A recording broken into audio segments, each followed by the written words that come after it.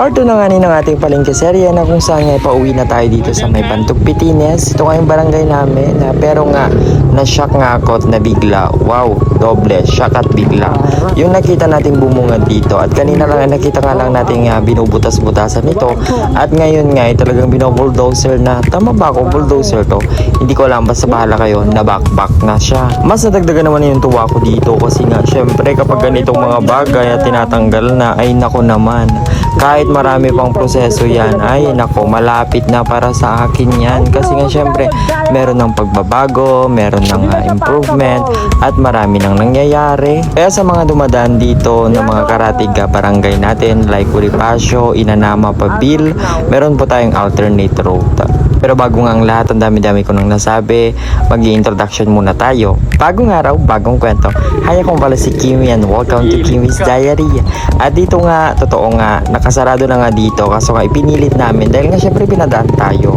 So not passable na siya. Yung nga sinasabi ko, meron nga tayong alternate route na dadaan nga tayo sa may bagong sikat. Papasok tayo sa bagong sikat na kung saan nga ay dadaan tayo sa may papuntang Bagnosa sa may irrigation at meron tayong papasukan doon para makapasok tayo o makasulpot tayo sa may highway papuntang Alicia. Dito nga ay dumating na rin ang aking tatay na kung saan nga ay daladala na rin niya ang aking mga pinamalengke. So ang init-init nga dyan kaya hindi muna natin siya ginalaw. Shoutout nga sa aking pinsan na tumulong kanina magbaba ng mga gamit, Aiden Klein Alcaide. Yes, kapangalan nga yan ng aking daddy kasi si Adrian Sales. Well, actually marami nga rin kaming ginawa kanina pagdating namin at nagpahinga muna kami.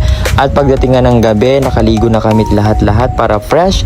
Dito naman nagsisimula na naman ang bagong yugto ng aming trabaho. Habang nagbibenta nga kami, nag-aayos na rin kami dyan kasi halos wala nang laman yung tindahan. Isang linggo pa nga lang yung nakakalipas dyan pero bongga kasi nakikita mo talagang may progress. Ibig sabihin marami kang nabibenta weekly. Pero sana if possible, if God's will, sana kahit 3 times a week tayo mamalengke para bongga ang kita, diba? Alam naman natin, konti-konti lang talaga ang kita sa mga tindahan. Kaya naman, eto na siya. Napuno na naman natin siya.